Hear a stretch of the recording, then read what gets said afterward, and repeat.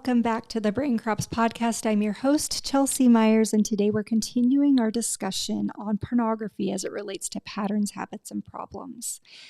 In our last discussion, I brought to light, and I want to remind you here that if you have been wondering and struggling to figure out whether or not pornography is a problem for you, a part of the reason for that is that as a society, we don't have a collectively agreed upon definition of what pornography is, how much usage is acceptable or reasonable, and when usage has become a problem.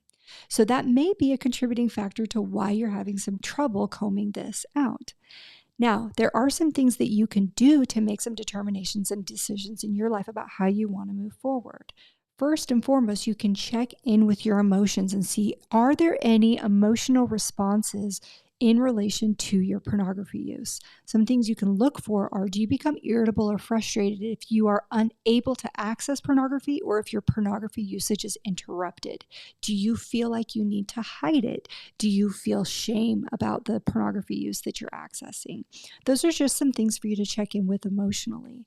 And then our physical bodies can be also really good clues to things that we want to pay attention to and perhaps alter.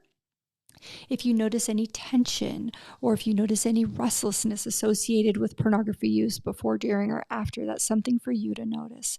And the other thing you can look at is your frequency and the types of pornography that you are accessing. Is your frequency increasing? Is the type of pornography that you're accessing increasing in any way? If so, those are things for you to pay attention to. And then you just want to set your intention. What do you want your intention to be? Are you going to cut it completely out of your life? Have you decided that only a certain type is acceptable? Have you decided that only a certain amount of access, maybe a certain day of the week or a certain number of times is acceptable? What is your intention for your life? What is truly aligned with who you are and who you want to become? And then as you're moving through that process of shifting your current pattern to one that's more conducive to the lifestyle that you want to live, make sure that you're including a lot of self-compassion, because I want you to visualize someone that you care a lot about. In fact, pick the person that you love the most in this world. And let's say that that's the person who's going to be going through a difficult change or growing through something. And you're in charge of hiring that person a coach. How would you want that coach to talk to that loved one? How would you want that coach to correct that loved one? How would you want that coach to encourage that loved one? Because you are the loudest voice you're ever going to hear. So it's really important that when you are approaching a change, especially in something that's become an established pattern or habit in your life, that you are really loving in your approach towards yourself. And that's really going to help you make gains. Now, today we're going to get into some more of the strategies and things that you can do if you're trying to rein in this habit. And by the way, some people had commented on the last video that there were other areas of their life that they found this content to be useful for, and they're absolutely right. What I'm teaching here is not at all exclusive to pornography use or pornography habits. This is how I approach my coaching as far as any pattern, habit, or addiction that you may have. And while it may need to be a multi-level layered approach where you're also working with another professional or an entity or a group or a facility, the techniques and strategies that I'm teaching you here are definitely applicable to all patterns, habits, and problems. So just know that going into it. The first thing that I want to talk about today are triggers, because when people are talking about triggers, particularly people who have never had a significant habit or problem in their life that they had trouble reining in, people tend to think of triggers as something really big or really obvious in their life. Like, that person is my trigger every time I see that person, or that event, anytime it's that, say it's maybe it's a specific holiday where something bad happened. Anytime it's that event or that holiday, that's my trigger. But in reality, triggers can actually be really, really small, and oftentimes they are. And we may have a long list of triggers. So what I want to encourage you to do is to really get to know yourself as a person and understand what all of your triggers are, and I want you to write them down on a list. If you're doing this well, you should have multiple things on this list, and these could be times of day, these could be before, after interactions with a certain person, these could be when a certain song comes on the radio. These could be in transition periods. For some people, it's like after ending work, before going home. I want you to make your list, make it as thorough as you can, anything you can think of. I have a client who anytime he gets into one of his vehicles, that's a trigger. The smell of the vehicle, the feeling of the leather on his steering wheel, that triggers him. So just know what all of your triggers are and make that list really, really thorough. And what you're going to do with each one of those items is I want you to journal about them. I want you to understand what's underneath that trigger. So for a lot of people, a transition period between work and home is a triggering time period.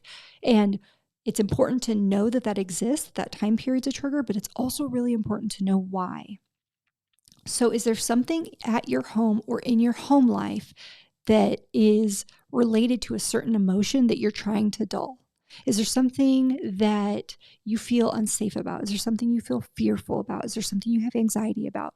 Because currently, right now, if your pattern is to solve for that feeling with pornography, which is just a temporary pleasure, that thing, the pornography, will either escalate, it will be compounded upon, or it will change to another coping mechanism until we solve for the thing that you're actually solving for, which is the discomfort about your home or home life. So we want to get clear on what it is we've been trying to solve for. And that's all we're doing at this point. We're not actually solving for it. Right now, we're just knowing more about how we've programmed ourselves and why.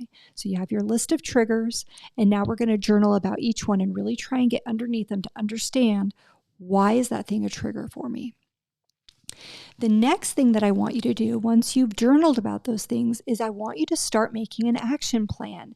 Make a list of some healthy alternatives, things that you can do instead of pornography. Make this a pretty comprehensive list because they're not all always going to be available to you, but try and include activities that are either acceptable to you or, better yet, enjoyable to you. And there should be a wide range of things that are physical activities. Maybe you go for a walk or a run, or you get on the elliptical machine, or maybe it's engaging in a hobby, engaging in something creative, engaging in something relaxing. These are all acceptable. And everything from active to relaxing, I want you to have a really wide range of alternative activities planned for yourself.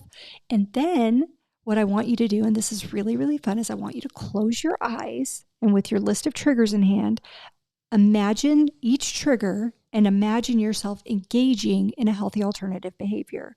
So if the trigger is that transition period between work and home, let's say you're sitting at your computer, you're about to either leave your home office or leave your office to drive home. I want you to imagine that you're there, you're sitting at your desk, and instead of engaging with pornography, you're engaging with one of the healthy alternative behaviors that would make most sense in that moment. Now, this is really, really important because so far we've done a really good job of programming our brains that when this trigger happens, here's how I respond. And you've already identified that that's something you either want to rein in or completely cut out of your life. And it's easiest done in the moment if you have something to reference to. So we're creating reference points for our brain.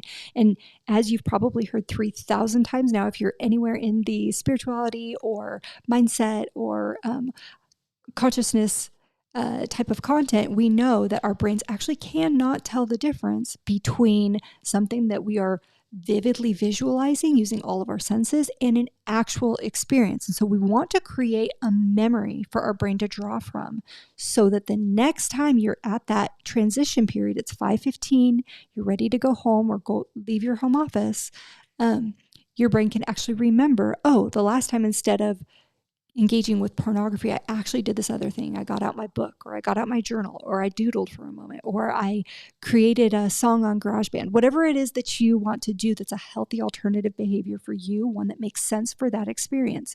Do that for all of your triggers. Do it at least once. I'd recommend multiple times so you have multiple reference points to pull from the next time that trigger shows up. Now, does that mean that you're going to naturally and easily not engage with the pornography? No, because what does pornography do? It gives us a significant hit of dopamine. It's fun, it's entertaining, it's been all the things and all the reasons that you've continued to do it. However, now instead of only having one option to choose from, your brain will have at least two options to choose from, and it's going to be your job to consciously select the one that's more aligned with who you are and who you want to become. And then just experiment. This does not have to be every time it's 5:15, this is my activity. That's not what we're trying to create here. I don't want it to be that rigid. What I'm trying to do with you is create healthy alternatives, options, things that you can do that mix it up, that give you some sort of joy or pleasure, that give you some sort of entertainment, but also keep you on track to have a long-term sustainable result. So, before we end this conversation, I want to currently talk about something that is really, really key. And for me, that is and has been for a very long time, the importance of incorporating stillness into your day. Here's the reason that stillness is so important. In order to have different outcomes in our life, we have to operate from different thoughts, different ideas. And it is really, really hard to have those if you are constantly on the go. There's a reason that some of our best ideas come to us when we're in the shower or when we're out in nature or first thing in the morning when we wake up, an idea pops into our mind. Because our brains have had a break from the constant activity and thought processes that it's normally engaged in. So I want to encourage you right now, if you don't currently have a consistent practice of stillness, to look at your morning and look at your evening and figure out where you can incorporate even 5 or 10 minutes. And if you're already doing 5 or 10 minutes, I want you to add or consider adding 5 or 10 minutes, working up to 30, 40, 50 minutes a day. Creating stillness is incredibly important, and there are lots of things you can do in this time period, including meditation, breath work, prayer, or simply just sitting in silence. And I promise you, if you'll do this for a week, it's absolutely going to blow your mind, all of the changes that you're going to notice in your mind and in your life. In stillness, you will be able to tap into your intuition. You'll be provided with comfort and connection and even more confidence because you're going to get that opportunity to really clear your mind and also reset your energy. So if you don't already have a consistent practice of stillness, I want you to commit right now to yourself where you're going to put 5 or 10 minutes of stillness in your morning and 5 or 10 minutes of stillness in your evening. And I cannot wait to hear how this impacts your life. I'm going to stop there for today, but we are going to continue this conversation as far as continuing the path of reprogramming, healing your relationship with yourself and others where needed, and additional tips and strategies. For now, make your trigger list. Understand what's underneath each trigger, come up with a healthy list of alternatives, visualize yourself in those moments doing a healthy alternative, and also incorporate some stillness. Talk to you next time. I appreciate you joining me for today's episode. Be sure to rate, review, and subscribe to the show, and visit dentallife.coach for access to additional coaching tools, as well as more episodes to help you create the life you truly desire.